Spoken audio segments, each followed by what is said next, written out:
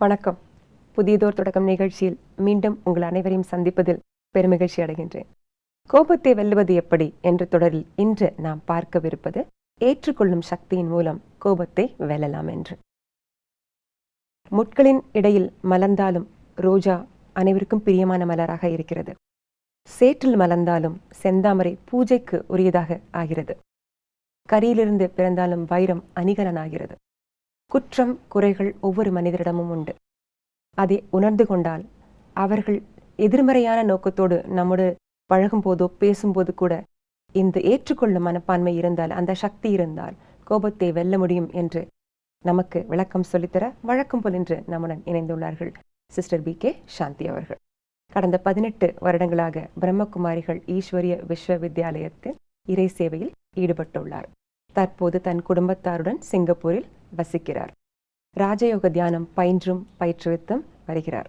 உங்கள் அனைவரின் சார்பில் அவரை மனமாற வரவேற்கின்றேன். வணக்கம் சிஸ்டர். ஓம் சாந்தி. ஓம் சாந்தி. இப்போ அன்றாட வாழ்க்கையில் நம்ம வேறு வேறு மனுஷங்களை நம்ம சந்திக்கிறோம். ஒரு குடும்பம் அப்படிங்கும் போது தாய் தன்னுடைய குழந்தைகள் எத்தனை குறைகளோ இருந்தாலும் ஏற்றுக்கிறாங்க. அண்ணன் தம்பியோ அக்கா தங்கையோ அது ஒரு இயல்பான விஷயமா ஆயிடுது. நம்ம அன்றாட வாழ்க்கையில் விஷயங்கள் வெறும் சூழ்நிலைகள் மட்டும் இல்லை, மனிதர்கள் மட்டும் இல்லாமல் இன்னும் எத்தனையோ விதமான விஷயங்கள் நடக்கும்போது ஏற்றுக்கொள்றது, அதை சக்தியாக எப்படி வளர்த்துக்கிறது, அந்த ஏற்றுக்கொள்ளும் சக்தினா என்ன, எப்படி உருவாகுது, அதை பற்றி சொல்லுங்கள் சிஸ்டர். நிச்சயமாக. இப்போது சக்திகள் அப்படின்னு நம்ம பேசும்பொழுது இந்த மாதிரி இந்த விஷயங்கள் இருக்கு இல்லையா, பொறுத்து கொள்வது அல்லது சகித்து கொள்வது, ஏற்றுக்கொள்வது, அப்புறம் ரொம்ப திங்க் பண்ணாமல் ஜாஸ்தி கரெக்டாக புரிஞ்சுக்கிறது, இது அத்தனையும் நாம் எல்லோருமே செய்துக்கிட்டு தான் இருக்கிறோம், செய்யாமல் இல்லை. ஆனால் அது பாசிட்டிவ் இம்பேக்ட் நம்ம மேலே இருக்கா அதை செய்கிறதன் மூலம்? இப்போ யாரையோ நான் யாரோ செய்வதை நான் பொறுத்து கொள்வதன் மூலம் நான் ரொம்ப எனர்ஜைஸ்டாக ஃபீல் பண்ணுறேனா அப்படின்னு கேட்டாக்கா இல்லை. அப்போது அது சக்தி அப்படின்னு சொன்னாக்கா, எனக்கு டோட்டலாக பாசிட்டிவ் எக்ஸ்பீரியன்ஸ், அவங்களுக்கும் ஒன்றுமே நடக்காத மாதிரி இருக்கணும். அவங்க என்னை திட்டியிருப்பாங்க, இருந்தாலும் நான் ஒன்றுமே காட்டிக்காமல் இருக்கிறேன், எனக்கு ஒன்றுமே ஆகலைன்னா அவங்களுக்கு ஒரு கொஸ்டின் வந்துடும், என்னடா நம்ம எப்படி பேசணுமே அப்படின்னு. அப்போ அந்த டிஃப்ரென்ஸ் நம்மளால் பார்க்க முடியுதுல்ல, சக்தின்னா என்ன அப்படின்னு. பொறுத்துக்கிறது வேறு, ஆனால் பொறுத்துக்கொள்ளும் சக்தின்னா வேறு. வேறு பாசிட்டிவ், ரெண்டு பேருக்கும் பாசிட்டிவ் எக்ஸ்பீரியன்ஸ் கொடுக்கறது. ஸோ அப்போ அதே மாதிரி ஏற்றுக்கொள்வது அப்படின்னு சொன்னால் கூட, ஏற்றுக்கொள்வது எனக்கு கடினமாகவே இருக்கக்கூடாது. எப்படி இப்போ நீங்கள் சொன்ன அந்த எக்ஸாம்பிள், ஒரு குழந்தை ஒரு தாய் எப்படி முழு மனதோட எந்த கேள்விகளும் இல்லாமல் இயல்பாக ஏற்றுக்கொள்கிறாங்களோ, அந்த மாதிரி என்கிட்ட அது நடக்கும் பொழுது அது சக்தி அப்படின்னு சொல்லலாம். நம்ம அது எப்படின்னா பண்ணாமல் முயற்சி செய்யாமல் அது இயல்பா நம்ம அதை யாரையுமே ஏற்றுக்கொள்ள, சுச்சுவேஷனை ஏற்றுக்கிட்டோமா அது சக்தி. சக்தி நம்மளால முடியணும். அப்படி நம்ம செய்வதே தெரியக்கூடாது, ஏற்றுக்கொள்ளணும் அப்படின்னு நினைக்கவே கூடாது. அப்படின்னா ஐம் ஸ்டில் ஸ்ட்ரகிளிங் அப்படின்னு அர்த்தம். முயற்சி செய்து செய்யறேன்ற போது அது சக்தி இல்லை, சக்தி கிடையாது. ஏன்னா அது எனக்கு எனர்ஜி கொடுக்கலையே. எனர்ஜி கொடுத்து அந்த அதுலேருந்து நான் மீண்டு வேற என்ன செய்யணும்னு நான் செய்யக்கூடியவராக இருக்கணும். அந்த சக்தி என்னை உயர்த்தி அடுத்த ஸ்டேஜுக்கு கொண்டு போகணும். நான் ஏற்றுக்கொண்டு இருக்கிறேன் அப்படின்னு சொன்னால், இப்போ ஃபார் எக்ஸாம்பிள் ஏதோ ஒன்று நடக்குது, யாரோ ஒரு விதத்தில் அவங்களுடைய ஸ்டைலில் அதை செய்திருக்கிறாங்க. அப்போ நீங்கள் அதை பார்க்கும்பொழுது எல்லாருமே நம்ம எப்படி எதை செய்து பழகிட்டு இருக்கோமோ அதுதான் நமக்கு கம்ஃபர்டபுள் இல்லைங்களா? அப்போ அவங்க செய்திருக்கிறது வித்தியாசமாக இருக்குது, நீங்கள் செய்கிற மாதிரி இல்லை. அப்போ எந்த கொஸ்டினும் இல்லாமல் அது நல்லா இருக்குது அப்படின்னு உங்களால் அக்செப்ட் பண்ண முடியுது அப்படின்னா நீங்கள் நேச்சுரலாக பாராட்டுவீங்க. அப்போ என்ன ஆகிடும், உங்களுக்கும் குஷி அவங்களுக்கும் குஷி இல்லையா? அப்படின்னாக்கா அந்த சுச்சுவேஷனில் நீங்கள் ஒன்றுமே ஜட்ஜ் பண்ணலை, சரியா தவறா ஒன்றுமே ஜட்ஜ் பண்ணலை, நல்லா இருக்கா நல்லா இல்லையா, யார் செஞ்சுருக்காங்க. சம்டைம்ஸ் நம்ம ஒரு பொசிஷனில் இருக்கோம், நம்ம கீழே இருக்கிறவங்க நம்மளை விட நல்லா கூட பண்ணியிருக்கலாம் ஒரு காரியத்தை. ஆனால் அந்த ரோல் கான்ஷியஸ்னஸ் வந்துருச்சுன்னா, நான் தானே பாஸ், எனக்கு தானே நல்லா தெரியும் அப்படின்னு சொல்லிட்டு அவங்க நல்லா பண்ணியிருக்கிற ஒரு வேலையை கூட நம்மளால் பாராட்ட முடியாமல் போயிடும். அந்த ரோல் ஈகோ நான் அப்படின்னு வரும்பொழுது அப்போ அந்த அக்செப்டன்ஸ் அங்கே இல்லை. ஸோ அப்போது அக்செப்டன்ஸ் அப்படின்னு சொன்னால் எந்த ஜட்ஜ்மெண்ட்டும் இல்லாமல் what ever happens, whoever does what ever as it is, நான் எனக்கு மனசில் எந்த கேள்வியும் வரல, அதன் கூட பாராட்டவும் செய்கிறேன் அப்படின்னா அதை நம்ம சக்தி ஏற்றுக்கொள்ளும் சக்தி அப்படின்னு சொல்லலாம். இப்போ உதாரணத்துக்கு இந்த ஏற்றுக்கொள்ளும் சக்திக்கு வந்து சிம்பல் என்ன அப்படின்னாக்கா, நிறைய ஆறுகள், வெவ்வேறு ஆறுகள் எல்லாம் கடல்ல வந்து கலக்கிறது. அப்போ அந்த ஆறு பார்த்தோன்னு சொன்னால் எல்லாமே ஒரே மாதிரி இருக்காது. சிலது க்ளீனாக இருக்கும், சிலது வேற மாதிரி இருக்கும். ஆனால் கடலில் வந்து கலக்கும்போது கடல் வந்து நீ அழுக்காக இருக்கிற வராத அப்படின்னு சொல்கிறது இல்லை. அது எது வந்தாலும் கடல் ஏற்றுக்கொண்டு தன் வேலையை அது செய்யுது. ஏற்றுக்கொண்டு அதோட மட்டும் இல்லை, குப்பையெல்லாம் வருது அதில். ஆனால் கடலில் ஹை டைட்ஸ் வரும்பொழுது அது ஆட்டோமேட்டிக்காக அந்த குப்பையெல்லாம் வந்து ஓரத்தில், வேண்டாத விஷயங்களெல்லாம் ஓரத்தில் ஒதுக்கிட்டு தனக்கு வேண்டியதை மட்டும் எடுத்துக்குது. அப்போது நான் இந்த ஒரு சக்தியை எனக்குள்ளே வளர்த்துக்கணும் அப்படின்னு சொன்னாக்கா, கடல் போல இருக்கணும்.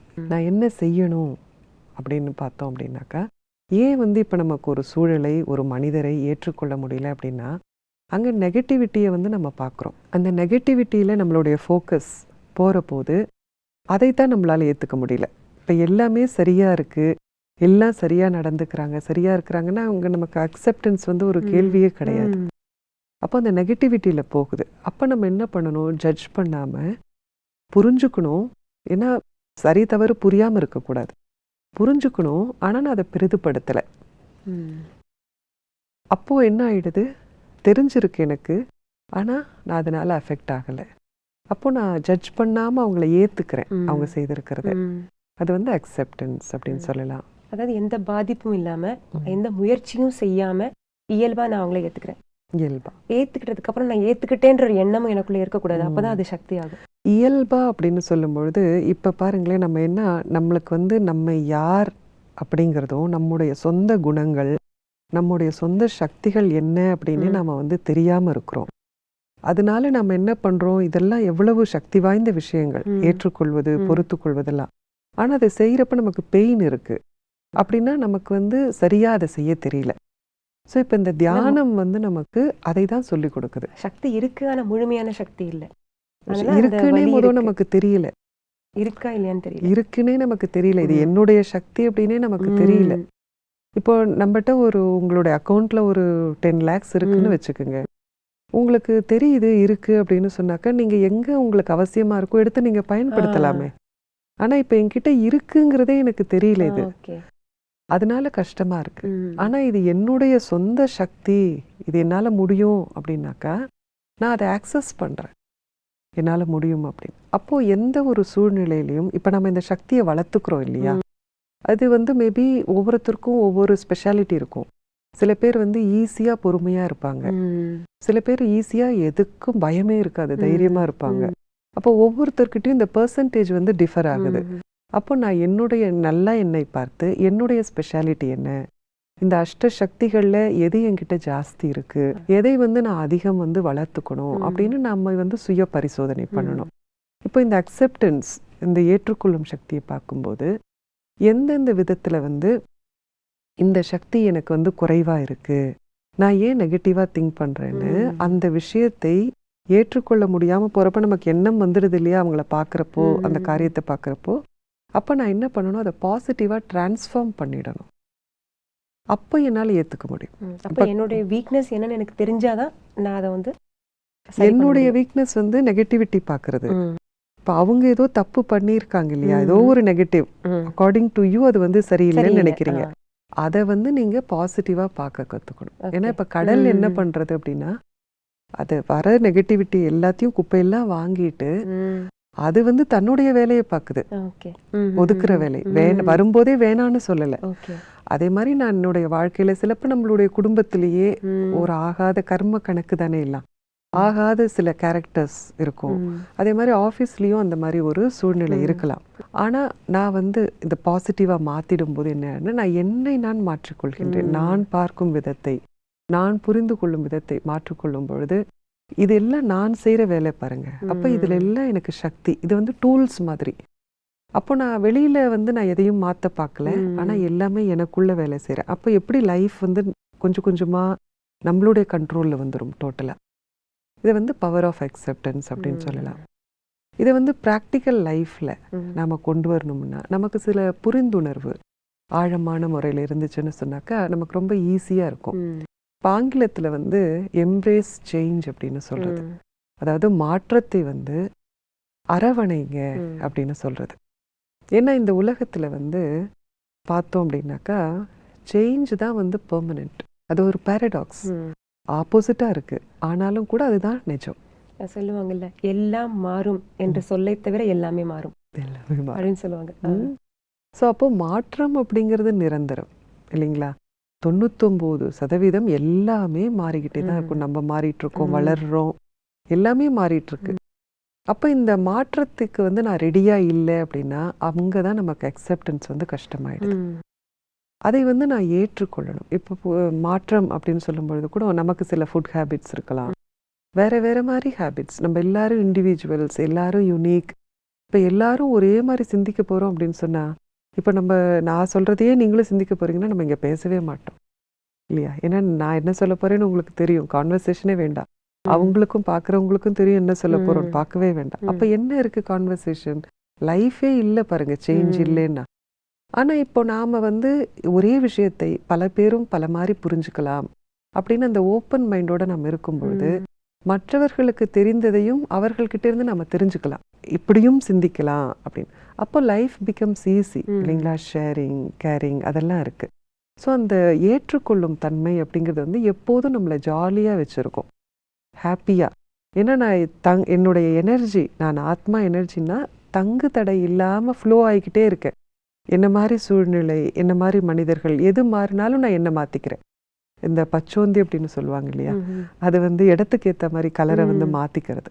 அந்த மாதிரி நான் அவ்வளோ ஃப்ளெக்சிபிளாக இருக்கும் பொழுது என்ன ஆகிடும்னு சொன்னாக்கா நான் வந்து எப்போதும் ஹாப்பியாக இருக்கலாம். அதுதான் சக்தி. ஏன்னா ஹாப்பியாக எப்போதும் எதனுடைய ஆதாரமும் இல்லாமல் என்னால் இருக்க முடியும்னு சொன்னாக்கா I am a very powerful soul, சக்திசாலியான ஆத்மா அப்படின்னு சொல்லலாம். இப்போ ஒரு வகுப்பறை, ஒரு பள்ளிக்கூடத்தில் வகுப்பறை இருக்குது. இது எந்த நிலையை கூட இருக்கலாம், 6வது கிளாஸோ 12வது கிளாஸோ 10ஆம் கிளாஸோ ஏதோ. அப்போ வந்து ஒரு குறிப்பிட்ட குரூப் ஆஃப் ஸ்டூடெண்ட்ஸ் 8ஆம் கிளாஸ் வந்து பாஸ் பண்ணி 9ஆம் கிளாஸ் வந்தாச்சு. அப்போ டீச்சர் மாறிட்டாங்க, இல்லை அதே டீச்சர் கூட அங்கே பாடம் நடத்த போகலாம். அப்போது அந்த குரூப் ஆஃப் மாணவர்களை வந்து அந்த டீச்சர் ஏற்கனவே அக்செப்ட் பண்ண ஒரு சிச்சுவேஷன். இப்போ புதுசாக வேறு இடத்துலேருந்து ட்ரான்ஸ்ஃபர் ஆகி ஒரு 4-5 பசங்க வந்து சேர்ந்துருக்காங்க. அந்த மாதிரி சமயத்தில் ஸ்டூடெண்ட்ஸுக்குள்ளேயும் ஒரு அக்செப்டன்ஸ் சக்தி வேணும், டீச்சர்கிட்டையும் ஒரு அக்செப்டன்ஸ் சக்தி வேணும். புதுசாக அந்த மாணவர்களுக்கும் இந்த மாணவர்களையும் இந்த சூழ்நிலை, புதிய ஸ்கூல், புது டீச்சர் எப்படி பாடம் நடத்த போகிறாங்க இந்த மாதிரி. அப்போது எங்கேயாவது இந்த லிங்க் கொஞ்சமாவது விடுபட்டுச்சுன்னா எல்லா இடத்துலையுமே கோபம் வெளியாகும். குழந்தை வந்து வீட்டில் போய் சத்தம் போடலாம், உங்களுக்கு ட்ரான்ஸ்ஃபர் ஆனனால எனக்கு வந்து புது ஸ்கூலில் வர வேண்டியதாக போச்சு அப்படின்ட்டு. அப்போ வந்து அங்கே வந்து கற்றல் வந்து நின்று போகும். அந்த மாதிரி சந்தர்ப்பத்தில் அந்த சக்தியை அந்த மாணவன், புதிதாக வந்த மாணவன், அவனை எப்படி வளர்த்துக்கிறது, ஏற்கனவே இருக்கிற மாணவன் அந்த புதியவனை எப்படி அக்செப்ட் பண்ணி அந்த சக்தியை அவன் ஏற்றுக்கிறது, தனக்குள்ள ஒரு ஆளாக இணைச்சிக்கிறது, அந்த டீச்சர் எப்படி தன்னையும் அந்த ஸ்டூடெண்ட்ஸையும் இணைச்சி இந்த ஸ்டூடெண்ட்ஸ் கூட இணைக்கிறது. இந்த மாதிரி ஒரு சுச்சுவேஷனில் 3 பேருமே இன்வால்வ் ஆகிருக்காங்க. இங்கே வந்து 3 பேருக்குள்ளேயும் அக்செப்டன்ஸ் வேணும், அதாவது ஏற்றுக்கொள்ளும் சக்தி வேணும். அப்போ வந்து கோபம், அந்த என்ன சொல்ற விரோதம், அந்த இதெல்லாம் இல்லாமல் சுமூகமான ஒரு லேர்னிங் ப்ராசஸ் அங்கே இருக்க முடியும். அது எப்படின்னு கொஞ்சம் சொல்லுங்களேன் சிஸ்டர். நிச்சயமாக. இப்போது இந்த ஒரு சூழ்நிலையில் பார்த்தோன்னா ஏற்றுக்கொள்வது அப்படின்னு சொல்லும்பொழுது எது வந்து எனக்கு சொந்தமோ அது வந்து ஈஸியாக என்னால் ஏற்றுக்கொள்ள முடியும், எனக்கு உரியதை. இப்போ ஒரு பொருள் கூட இருக்குன்னு வச்சுக்கோங்களேன், அது என்னுடையது அப்படின்னு, எனக்காக வாங்கப்பட்டது அப்படின்னு சொன்னால் அதில் எந்த தாட்டுமே வராது. அது வேற யாரானு எடுக்கிறாங்கன்னா கூட நமக்கு என்ன தோணும், இது என்னுடையது, ஸோ எனக்கு சொந்தம். அதே மாதிரி நாம் ஒவ்வொருத்தரும் நமக்குள்ள ஒரு கனெக்ஷன் இருக்குது. நாம் எல்லாம் ஒரு மனித இனம், நாம் எல்லாம் ஒரு கடவுளினுடைய குழந்தை, நாம் எல்லாம் ஒன்று அப்படிங்கிற அந்த உணர்வு நமக்கு வந்துடுச்சு அப்படின்னு சொன்னாக்கா நமக்கு வந்து இது ஒரு பெரிய பிரச்சனையாக இருக்காது. ஏன்னா இந்த புது மாணவர்கள் வருவது, பழைய மாணவர்கள் போவது, இதெல்லாம் வந்து ஒரு வாழ்க்கையில் சகஜமான விஷயங்கள். இதுக்கு வந்து பெற்றோர்களும் குழந்தைகளை வந்து தயார்படுத்தணும். எந்த அளவுக்கு பெற்றோர்கள் வந்து புது சூழல், இந்த ஒரு சுச்சுவேஷனை வந்து அக்செப்ட் பண்ணிக்கிட்டு அதுக்கு ரெடி ஆகிறாங்களோ அதே மாதிரி அவங்க அந்த ஒரு எந்தூசியாசம், அந்த ஒரு மோட்டிவேஷனோட குழந்தைங்களையும் தயார்படுத்தினாங்கன்னு வச்சுக்கோங்க இந்த மாதிரி. அப்போ குழந்தைங்களுக்கு வந்து புதுசாக இருக்காது. ஸ்கூலுக்கு போனால் இந்த மாதிரி ஏற்றுக்கொள்வது, ஃப்ரெண்ட் பண்ணுறது சில பேருக்கு சகஜமாக இருக்கும். அதே நேரத்தில் ஸ்கூல்லேயும் வந்து டீச்சர்ஸும் அதை வந்து செய்கிறாங்க. ஏன்னா ஏன்னா அவங்களுக்கு தெரியும் இந்த மாணவர் வந்து புதுசாக வந்தவங்க ஹேவ் டு ஃபீல் கம்ஃபர்டபுள் அப்படின்னு. So they also have that feeling of welcoming அவங்கள. அப்போ வந்து அது சகஜமாக நடக்கும். ஆனால் என்னென்னா அந்த feeling I have to give that feeling to someone. அதை பெற்றோர்கள் வந்து நம்ம குழந்தைங்களுக்கு கொடுத்தோம். இப்போ அவங்களுடைய ஃப்ரெண்ட்ஸ் நம்ம வீட்டுக்கு வராங்க, நம்ம அவங்கக்கிட்ட எப்படி பழகிறோம், இதையெல்லாம் பார்க்குறப்ப ஃப்ரெண்ட்ஸோட வீட்டுக்கு நம்ம குழந்தைங்க போகிறப்ப they also will feel comfortable. So எப்படி நம்ம சொந்தக்காரங்களோட இன்ட்ரடக்ஷனோட நம்ம ஒன்றுன்னு இருக்கிறோமோ அது மாதிரி குழந்தைங்களுடைய ஃப்ரெண்ட்ஸை தெரிஞ்சுக்கிறது, டீச்சரை தெரிஞ்சுக்கிறது, இதை மாதிரிலாம் பண்ணும்பொழுது என்ன ஆகும்னாக்கா இட் பிகம்ஸ் நோக்கம் இருக்கு இல்லையா, இட் ஹேப்பன்ஸ் ஆட்டோமேட்டிக்லி. ஈவன் வந்து சின்ன சின்ன விஷயங்கள் லைக் புதுசாக அந்த குழந்தை ஸ்கூலுக்கு போகிறதா, அந்த அம்மா வந்து ஒரு கேக் பேக் பண்ணி கொண்டு போகலாம், எல்லா குழந்தைங்க கூட ஷேர் பண்ணி அந்த மாதிரிலாம் பண்ணும்பொழுது that gives a nice feeling. அப்போ யா அப்போ அவங்களுக்கு ஒரு நல்ல உணர்வை ஏற்படும் பொழுது அவங்க நம்மளை ஏற்றுக்கிட்டாங்க இல்லையா அந்த உணர்வின் மூலம். ஸோ நான் வந்து ஐ ஆம் அக்செப்டட்.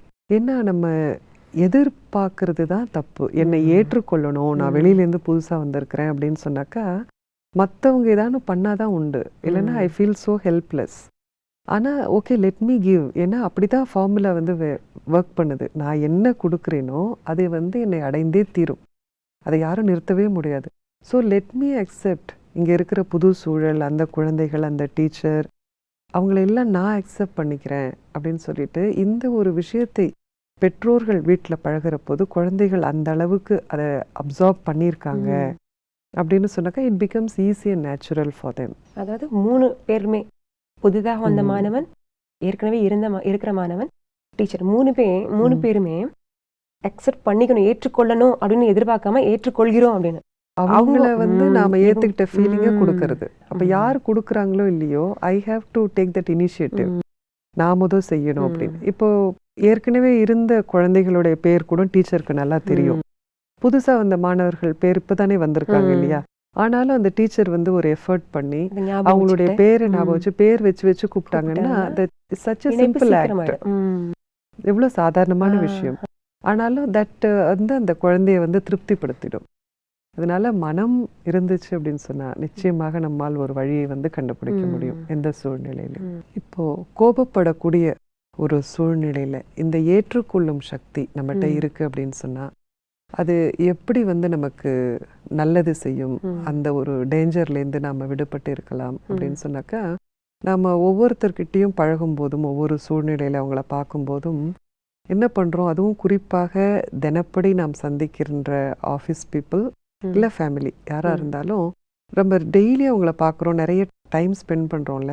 ஸோ நம்மளை நமக்கு தெரியறதை விட அவங்கள பற்றி நமக்கு நல்லா தெரியும், அவங்களுடைய பழக்க வழக்கங்கள், அவங்களுக்கு பிடிச்சது பிடிக்காதது இதெல்லாம். அப்போ நம்ம என்ன பண்ணுறோன்னா எல்லாரையும் லேபிள் பண்ணி ஒவ்வொரு பாக்ஸில் போட்டு வச்சிடறோம். அவங்க லேட்டாக தான் வருவாங்க, அவங்களா இன்னைக்கு கொடுத்தா நாளைக்கு தான் வேலையை முடிப்பாங்க இப்படின்னு நம்ம போட்டுடுறோம். அப்போ என்ன ஆயிடுதுன்னு சொன்னால் அந்த சூழ்நிலை வரும்போது நமக்கு சிந்திக்கவே டைம் இல்லை. ஏன்னா ஆல்ரெடி ரெடிமேடாக பாக்ஸ்லேருந்து எடுத்துட வேண்டியதான் நேரடியாக. அவங்க எப்படின்னு நம்ம ஆல்ரெடி ஒரு ப்ரீ கன்க்ளூடட் ஒப்பீனியனில் இருக்கிறோம், அவங்களுக்குன்னு இப்படி நம்ம முடிவு பண்ணிவிட்டு அவங்க எப்படி தானே. அவங்க மாறி இருந்தால் கூட நம்ம பார்க்க மாட்டோம், அவங்க பாவம் நிறைய எஃபர்ட் பண்ணி மாறி இருப்பாங்க. நோட்டிசிங் அந்த ஃபீச்சரே நம்மக்கிட்ட இல்லாமல் இருக்கும், ஆல்ரெடி ப்ரீஜுடிஸ் இருக்கிறதுனால. ஆமாம், ஏன்னா நம்ம வந்து நம்மளுடைய சொந்த ஒப்பீனியனில் இருக்கிறோம், ஆனால் அவங்க மாறி இருக்காங்க. ஆனால் அதை அப்ரிஷியேட் பண்ணல, அவங்கள திரும்பி நம்ம பழைய மாதிரியே ட்ரீட் பண்ணி பேசிகிட்டு இருக்கோம் அப்படின்னா அவங்களுக்கு நிச்சயம் கோபம் வரும். ஸோ கோபம் வந்து வெளியிலேருந்து மட்டும் வரல, நம்முடைய செயல்களும் கூட மற்றவங்களுக்கு வந்து கோபத்தை ஏற்படுத்துது. அதனால இதெல்லாம் வந்து ஐ have to be sensitive about these things. இதெல்லாம் நம்மளை பார்க்குறப்ப தான் தெரியும் நம்ம என்ன பண்ணுறோம், அதனால அவங்களுக்கு அது டிகர் ஆகுது அப்படின்னு. ஸோ அப்போ நம்ம ஏற்றுக்கொள்வது அப்படின்னு சொன்னாக்கா உண்மை அதுதானே. நம்ம என்ன ரியாக்ட் பண்ணி என்ன பண்ணாலும் யார் என்னவோ எதுவோ at a given time what is what that is what you know as it is அப்படிங்கிறது. அப்போ இதை எப்படி நாம் கொண்டு வர முடியும்னா லெட்டிங் கோ அப்படிங்கிற ஒரு தாரணை. அதாவது அதை விட்டு நம்ம நகர்ந்து போயிடணும், ஒரு எந்த கெட்ட உணர்வும் இல்லாமல் அப்படின்னு சொன்னாக்கா. லெட்டிங் கோ அப்படிங்கிறது அதாவது எல்லாத்தையும் விட்டு நம்ம மனசளவில் நல்லா இருக்கட்டும், அந்த குட் விஷஸ், நல்ல ஆசைகள் இருக்கும். ஏன்னா லெட்டிங் கோன்னா கோவமாக கூட பண்ணலாம், எப்படியோ போ அப்படின்னு. அப்படி இல்லை, அவங்க நல்லா இருக்கணும், நல்லா இருக்கிறாங்க, கற்றுக்குறாங்க, மாறுறாங்க அப்படின்னு என்னுடைய மாற்றத்தில் நான் கவனம் செலுத்தும் பொழுது மற்றவங்கள பற்றி எனக்கு ஜாஸ்தி சிந்தனை வரதில்லை. ஸோ அந்த மாதிரி நம்ம ஈஸியாக வெல்ல முடியும். கோபத்தை வெல்ல முடியும், கோபத்தை வெல்ல ஏற்றுக்கொள்ளும் சக்தியின் மூலமாக. ரொம்ப நன்றி சிஸ்டர், ரொம்ப அழகாக சொன்னீங்க. யார் எப்படி இருந்தாலும் அவங்கள அப்படியே ஏற்றுக்கிட்டோன்னா அவங்களுடைய செயல்கள் நம்ம கோவப்படுத்தாது. அப்படியே கோவப்படுத்தக்கூடிய சூழ்நிலை இருந்தாலும் நான் எதிர்பார்க்காம அந்த சூழ்நிலையை வெல்லணும் அப்படின்னு சொல்லுவீங்க. ரொம்ப நன்றி சிஸ்டர். இனி ஒரு நிகழ்ச்சியில் சந்திப்போம். நன்றி, வணக்கம். ஓம் சாந்தி. ஓம் சாந்தி.